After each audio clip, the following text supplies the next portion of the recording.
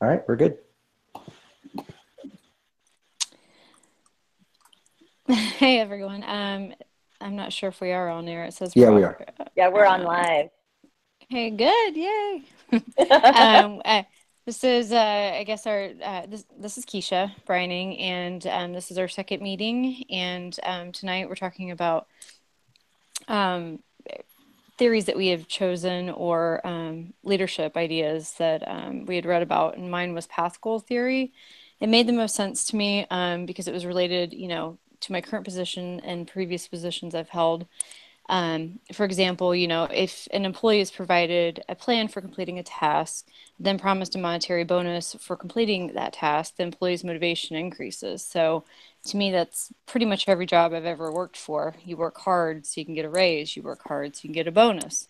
And then of course, a part of that is the leadership communication styles by situational factors, which makes perfect sense. Again, you've got your directive leadership, the people that stand over your head watching your every movement.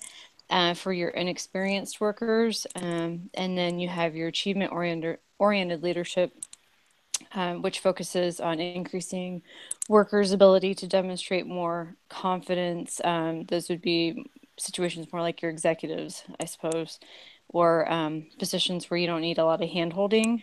So that was pretty much the only choice that I don't know, I felt closely tied to, I guess, in my reading.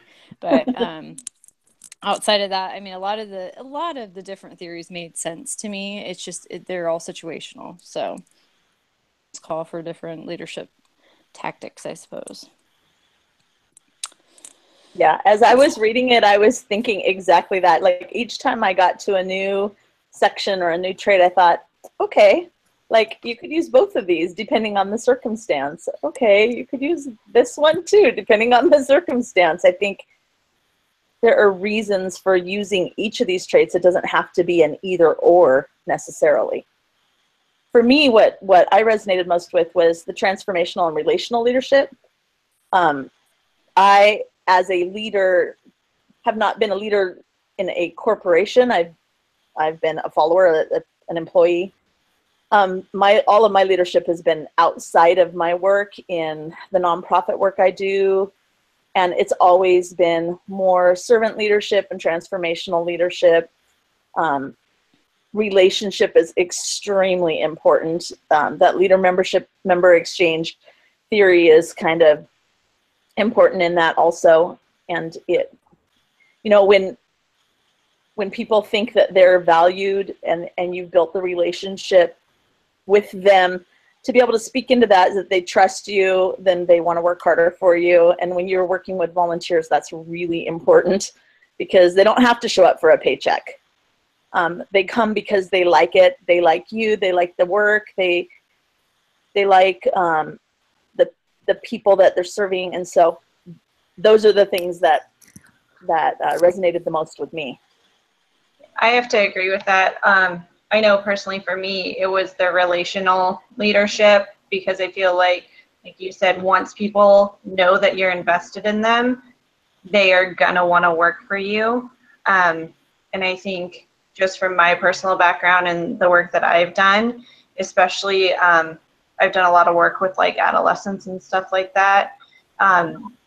Once they know that you care, they will do anything. And I think that's really important that they understand that you're not just there just to boss them around and, say, go do X, Y, and Z, but you're actually there to care about them as a person. And I think that makes a huge difference. And I think the other one that really resonated with me is this situational leadership, because I know in my own life I've seen there's definitely different situations where you can be a leader, as opposed to if I get put in a different situation, there's no way I'm going to be a leader. Like my husband's very like strong and in like our CrossFit box in our gym, but you put him in like some place that I'm comfortable, like in like a volunteer setting, he's definitely not a leader. He's not the outspoken guy. So it definitely, I think, is situational as well.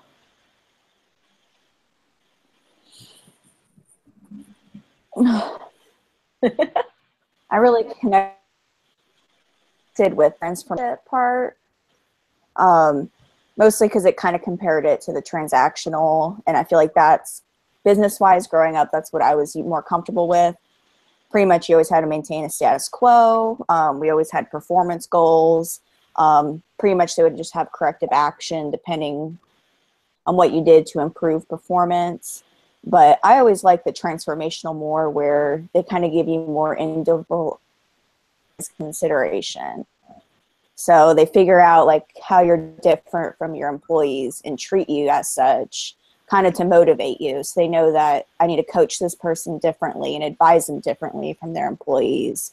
And I feel like it's just a little more personalized to make a better connection to those kind of leaders. And I feel like that's kind of what I like to exemplify as a leader. A lot of communication, and I feel like there's more expectation. So you don't want to disappoint someone more. And I feel like these are also the people that put me in situations that intellectually stimulate me and make me want to challenge myself better, because I do want to prove I'm good at certain things and I want to make someone proud.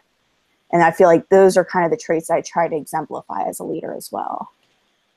Yeah. And so those are the two that I really connected with between the two chapters.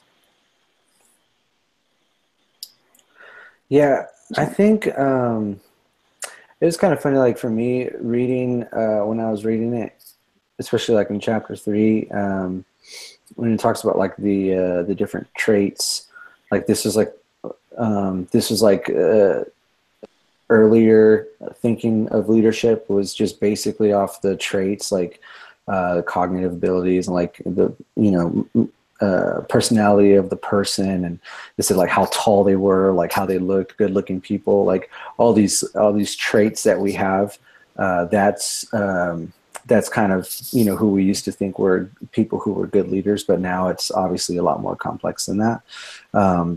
I just parts of me still have those. I don't know if it's something like that happens like subconsciously or like psychologically somehow, but like I feel like even me, I'm drawn to I think a lot of people still are, but like still drawn to like those traits in a person, like it's like a CEO who is like like good looking, or or a because I mean even a lot of people of influence these days don't really have merit. They just have like looks and influence and motive, like they know how to speak, but really they don't have like, say, I don't know, like education or any experience in whatever they're doing. But that's kind of like a little tangent. But I just kind of, I felt like even still now I kind of am drawn towards that surface level of traits that people have in leadership. But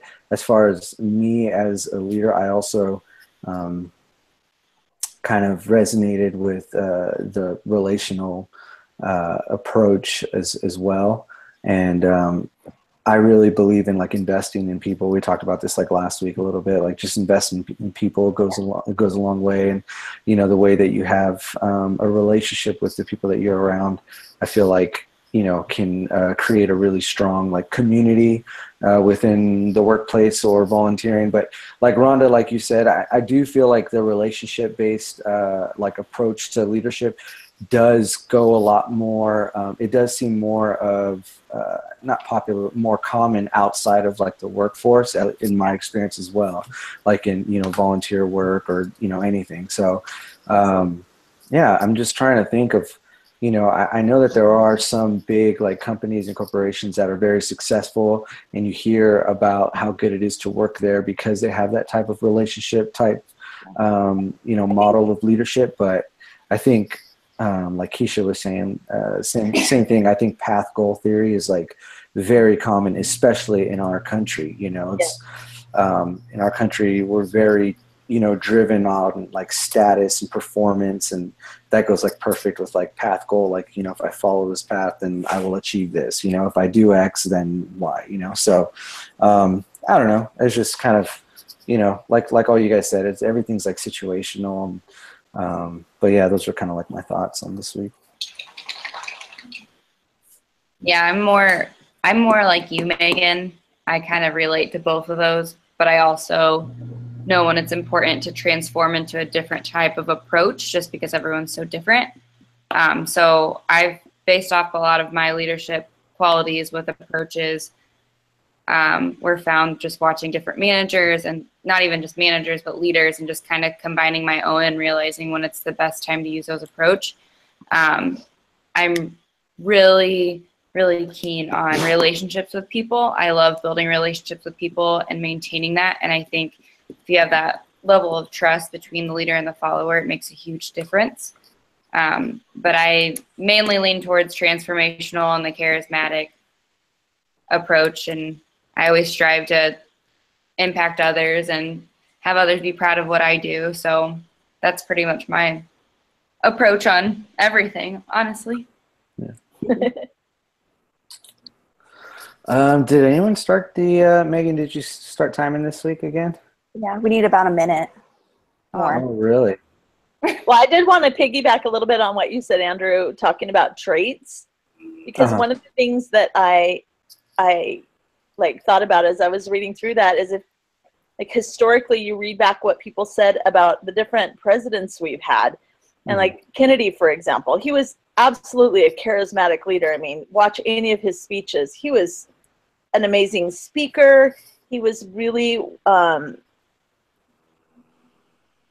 like he was good. He was in that charismatic way. He was really good. Like he could move people to want to do things for him. But when you kind of read, like, if you go back, my mom has this like Time Life magazine from when he was president, and you read through it, like people were drawn by his good looks. Like they wanted to listen to him, but they more talked about what he looked like, what his family looked like. Like, I think there's something to that, especially for someone who is public. Mm-hmm. And needing to move the public. Like, there's something about us, like you said, like we just are drawn to people that we think are attractive. And Yeah, I kind of like how even the book pointed out how charismatic leadership's more about the person than them empowering their followers. That's good. So really, it's always about them. And, you know, sometimes that works if you know, see them as the image of a product. But I feel like what really makes it, you know, a better leadership is if they're transformational and they empower the people that they employ to do more than what they think they can do. And I think that really kind of shows what makes a good leader and a great leader, is that it's more than just themselves. It's about, you know, definitely the employees. yeah. Well, if you don't have confidence in them, then you don't have confidence in the job. So, I mean, it's kind of a like a hand-in-hand kind of thing. Sure. Good on time. All right. Well, great job, everyone. Thank you, guys.